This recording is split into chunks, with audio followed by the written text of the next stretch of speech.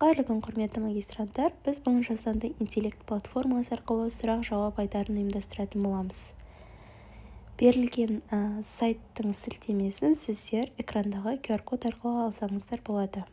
Өзіміздің электрондық почтамызды енгіземіз және де ары қарай жалғастыру батырмасын басып, басты мәзірге өтетін боламыз.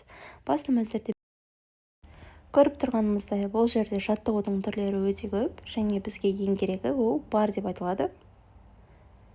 Мәтінді оқып, осы жерге мәтіннен түсінген сұрақтарыңызды енгізсеңіздер болады.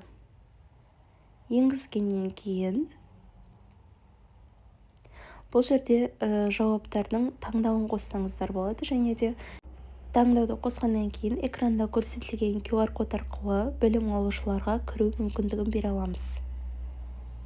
Міндетті түрде белсенді емес батырмасын белсендіге ауыстырамыз, яғни сұрақ енді білім алушыларға көрініп тұр. Өзімнің телефоныммен мен таңдауды жасадым. Және үстіндегі сілтеме арқылы өзімізге жүктеп алуға болады. Назарларыңызға рахмет.